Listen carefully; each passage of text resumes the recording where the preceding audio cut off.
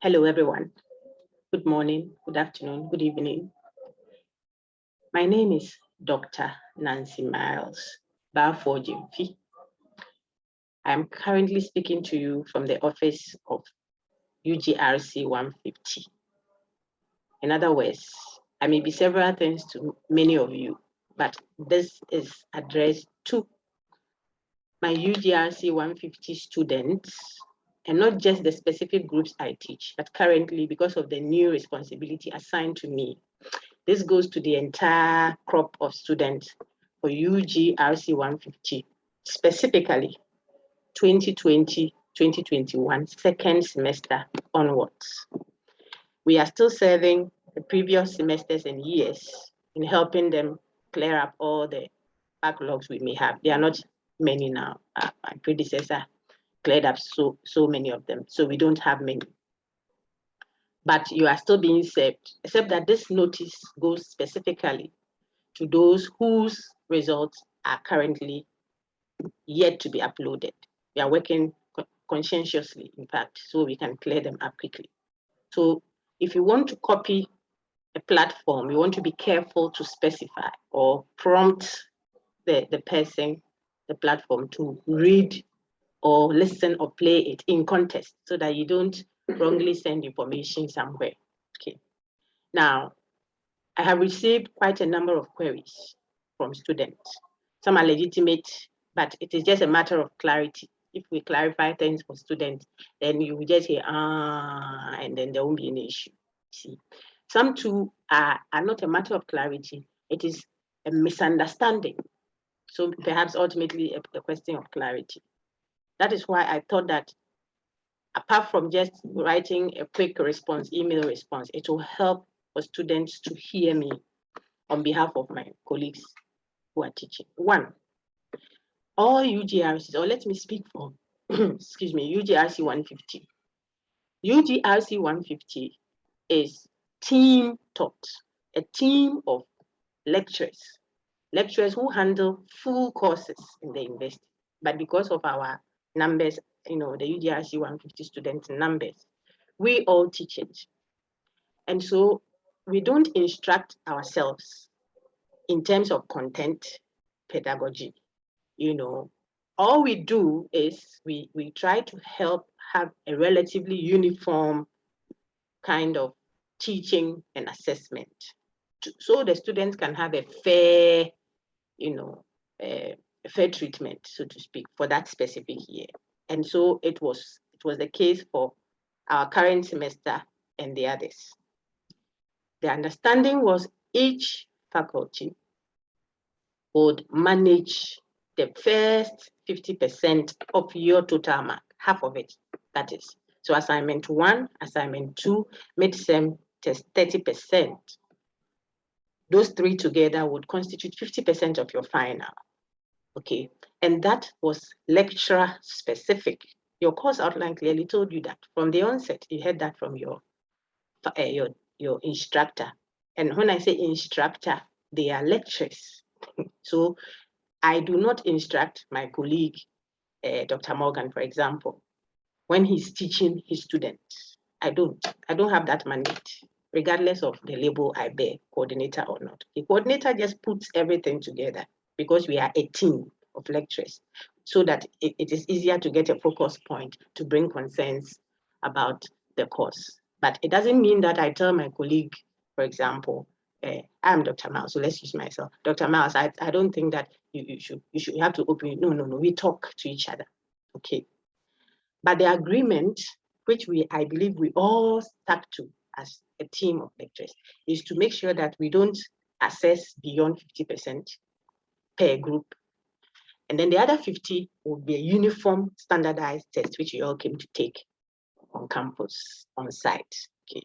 Therefore, if you had any specific issue with, say, assignment 1 or assignment 2 or mid-sem test, just like you would have done in any regular course of yours, regular departmental course, you would address it to your instructor, your lecturer.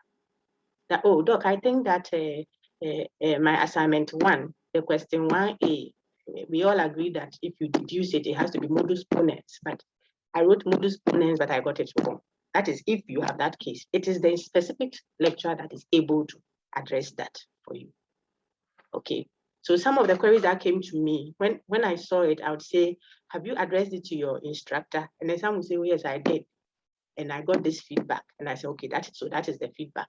And then sometimes it is, oh, I didn't know that. I said, so to tell your instructor. And we got 1 or 2 instructors who had already even put it on schedule to give that opportunity, okay, for people who were wrongly dealt with because of the strike, or they couldn't get access at the time because they were not properly registered on the site. All the challenges we had that we are trusting God we won't have going forward. Okay, so take such concerns directly to the instructor within the specified time, because it can't be indefinite. That would also be unfair, to others who took it on time, or to other groups.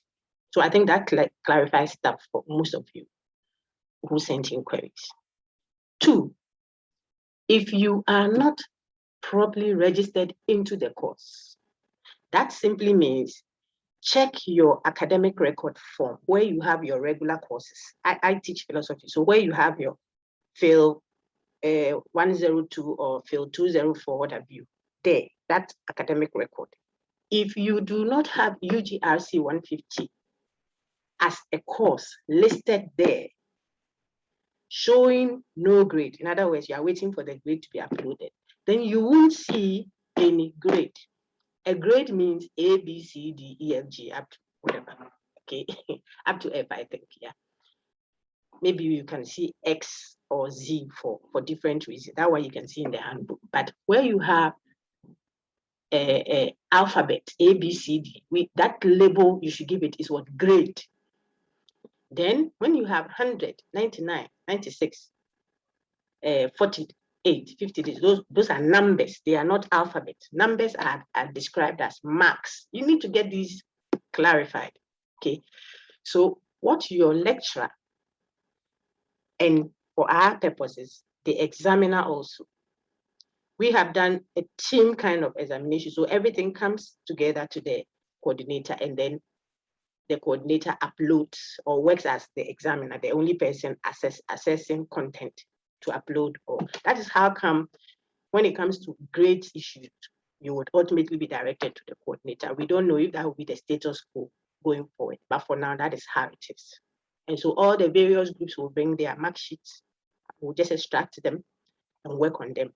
Insofar as we get clearance from the instructor that I'm done with my assessments, I have gone through, I don't think I need to open or close. I don't think I need to, the instructor determines that. Okay, so if we are cleared, we will pull it, and then the coordinator for UGRC 150, as it is now, would work on the uploads. Now, when we are going to upload, it is the mark. Those who don't know it, it is the mark, total mark end over 100, that the lecturer, and this goes for all courses, the lecturer enters. Enters where? Where does the lecturer enter that? Where? That's the question. The lecturer goes to the MIS web, and the lecturer is given a list of properly registered students into the course. The lecturer doesn't generate a list of students that he or she thinks should be given a grade in a course. The university produces that via the MIS web. So the lecturer will only see IDs with names on it and a blank space where the total mark of the student over 100 is entered. So someone got to say 96%. Excellent student, well done. So I have my 96 after going through all that Dr. Asimesi brought me for your group. I pull it alphabetical order, it's totaled. I know that the university is working on a straightforward link between Sakai and even the MIS web, so that we don't have to do any computation and manual entry, all in good time. But for now, we do the manual inputs, so it is done systematically, okay? That is why you should give time and allow us to do a good job. When we release the results, you still have your Sakai mark sheet there to check it against what was uploaded for you. You can tell the difference that was added in terms of exam. So you know your exam mark and you are good to go. Okay. Now, I will go there and enter 96 for that student, according to what has been total for him or her from the lecturer. So for my group 2 main campus and for my groups 3 and 4 city campus, I will produce the mark sheet to myself, so to speak, and then I will do the entry. So I will enter 96. The system, the university system, will interpret 96 according to our grading scale, which currently is what? A. If you don't know that one, go to the course outline. It is in your handbook as well. We have shown you how the university grades you. So if you get 56, you know what it means. Grade. The grade is A, B, C, D. The mark is 56. Now, I will input a mark. It is the system that will interpret the mark into what? A grade. So see some of the queries that come in. Sometimes the instructor has put in the mark 51, 92, 76. But it is not interpreted by the system for whatever reason, and that is not an instructor or lecturer issue. It is not interpreted, and if it's not interpreted, the student won't see the A or B or C that should come. That is what the student must see. So if you come to me, I have done my part. Me here referring to the office of the UGRC coordinator, including my predecessor, the one who came before him, and the one who came before him. It is not the instructor. This is a very hardworking team of people here. We don't even like the idea of results sitting one day. It is a burden, okay? But the challenge is you can input marks for the students, and the system is not interpreting the mark as a grade, so the student won't see it. The only way that kind of scenario can be corrected is for the student to come and prompt that I did the exam on schedule, but I have still not seen my grade. Then we will go into the system, our own system as a coordinating office for UGRC 150. So when we check and we say, oh, but the total mark is there. If I did this entry for you 2017 and you decide to come 2019 or 2020, 2021 currently to come and prompt that I have still not seen my mark, I'm just saying that it can't be the lecturer or the examiner's fault, because the examiner will not know whether you saw it or you didn't see it. What he will have is the mark sheet, and his mark sheet will show that I've done all these entries. But when the student prompts, it can be checked. If we check and we say we have done our mark entry, but the student doesn't see the grade, then we will send that query to the authorities that do it at the college. And they are always happy to help us, or ourselves as faculty teaching, and you, the student. Sometimes it is not a question of we have uploaded the marks, but you cannot see the grade. It is rather a question of you are not entered on the MIS. So I'm using very simple language so you can get it. You are not listed on the MIS web when we go. So I have your 96. I want to input it, but when I go there, there is no 1044 22 10 10 11. That number is not there, and I cannot conjure it. Whoever is working there cannot conjure it. So for our unit, UGRC 150, what we do is we generate that list and put on file. But the list will be on file from today to Adam. Is that how I say it? If you don't get academic registration for that course, for that year, you see, so you have to be registered into a course before you can get a grade in it. And being registered in it simply means you should have it on your academic record for that year. Some have academic record for UGRC in 2017, 2019. That registration is there. They want to take the exam in 2020, 21 now. And then the lecturer or the examiner should go to 2017, 2018 and go and apply. It doesn't work that way. We don't even have access to those. So that one is also a third clarity I'm bringing to students. You will see the query. Some of them have been passed on to me by my predecessor. Good job done. I mean, excellent job. Cleared up so many things. But you see that the few that we still have to work on, you look at the ID, and the person has about 3 or 4 different requests. One, the person himself says, this is 2017, 2018.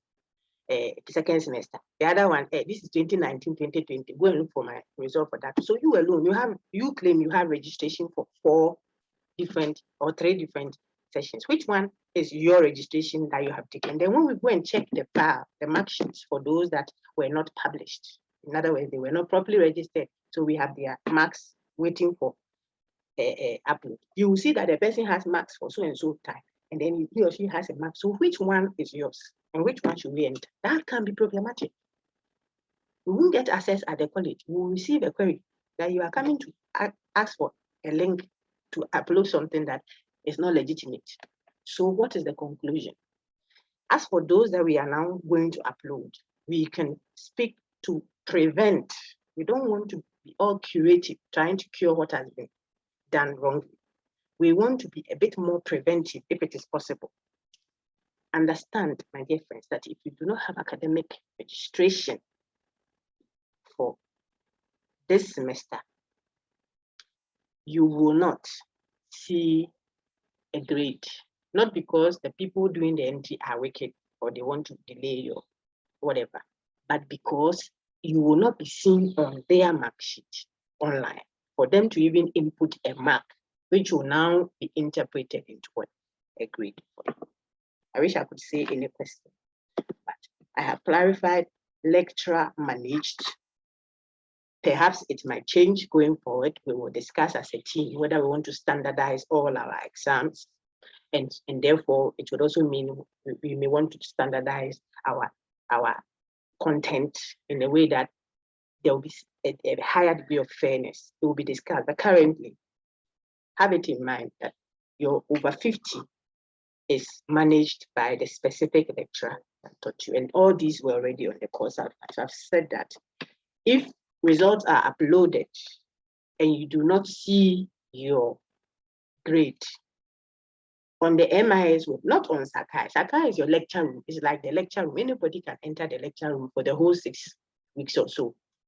If we are not checking any attendance or whatever, you can, I mean, we don't look at IDs before we let people come in.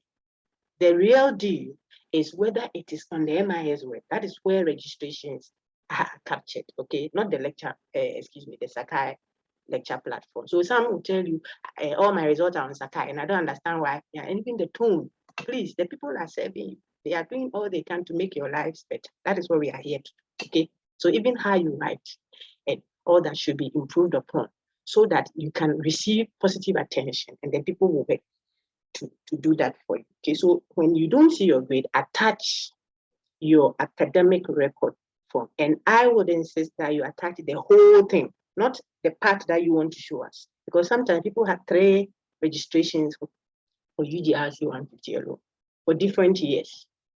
And so if you want to do your uploads for them, because you see it for 2020, 2021, the system doesn't permit it. You won't get access because the person already has 2018, 2019 registration that wasn't cancelled. And the person has a 2016, 2017 registration, no grade there, no grade here, and currently to no grade. And the person perhaps might not have even registered for 2021, 2022 by suspecting that what he or she did for supplementary 2016 should count for 20. It doesn't work that way. These are outside of your lecture or the examiner. We won't even get the link. Our college academic office won't give us access. And it is not any human being, it's a system, it's a systematized something. Okay? So please, when you think that you haven't seen your grade and you want it addressed, attach the full academic record, all of it from your beginning to wherever you are there, so that we can trace what the issues may be, all in the interest of what? Serving you and on time. Let me tell those who send one request more than 2 times. I don't know if you think the repetition is what to attract attention. Not at all. Some of us, we work and we look at the emails ourselves because people want to graduate and we want to do what we can to assist them quickly. So if I come and you and some send 4, the same thing sent 4 times. I don't know why. And so I keep reading this and I'll send you a notice next time you may be taken back to the end of the queue. It may be taken back to the end of the queue. I think that it has stopped. So please be minded. Don't repeat emails and think that is what will make them see. It's quite offensive when people are working to address them. And then I have also mentioned that for distance education, all of this will be relevant to you after you write your exam. I want to round off with this one. The decision as to whether your unentered marks can be later uploaded or not doesn't lie with the department. In fact, for regular courses, I could speak on that I know the university is working to prevent that. If you are properly registered, you will be in the system. If after entries online, you are not in the system, you have to go and write the exam again. That saves everybody the trouble, especially with classes as large as ours. More than 8,000 for this relatively smaller semester, a shorter semester, more than 8,000. So if students feel that, oh, they are able to come or anytime later, after they have managed to do their registration, their own time, so to speak. You see how I'm speaking now? I'm not being friendly at all to my students, but because I want you to understand the stress you put everyone. After those many years, 2017, then the student now comes down. Now I have registration for 2017 and 2021. Then the lecturer will now have to go back and trace. I say lecturer advisedly for UGRC is the examiner. You have to go and trace those scripts, or excuse me, not the script. The scripts are always there, but we generate the mark sheet. You will have to now go and look for that mark sheet and then ask for link. And sometimes you are uploading for in the hundreds people who all over the campus who didn't register properly. So just get the registration done and then write your exam. And we hope that we are going to be as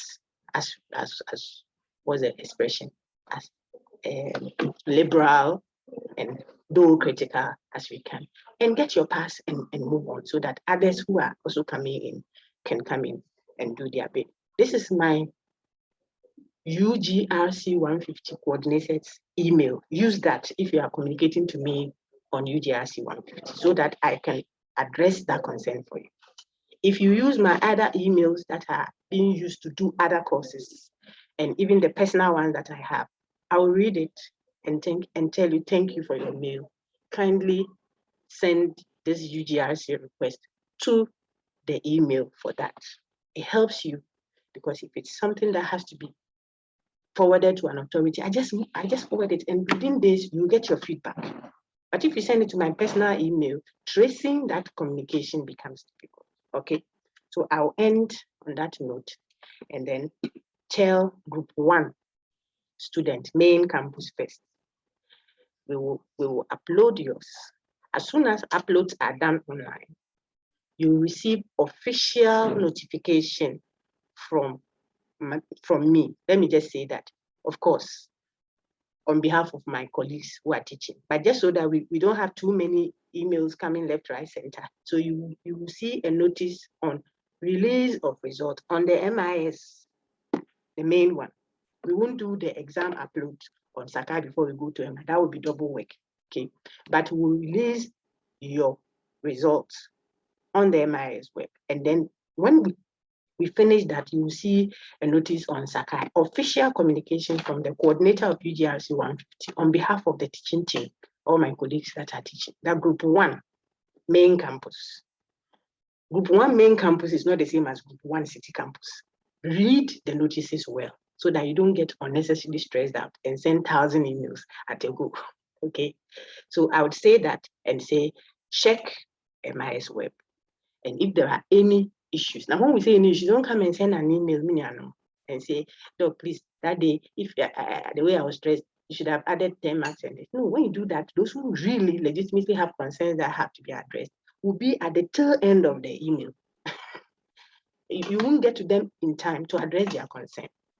I'll be dealing with omission. It's a human thing, so there might be a legitimate omission, possibly because we skipped one or the system didn't save something or what have you. So there should be that possibility. That's why we want to do it concurrently.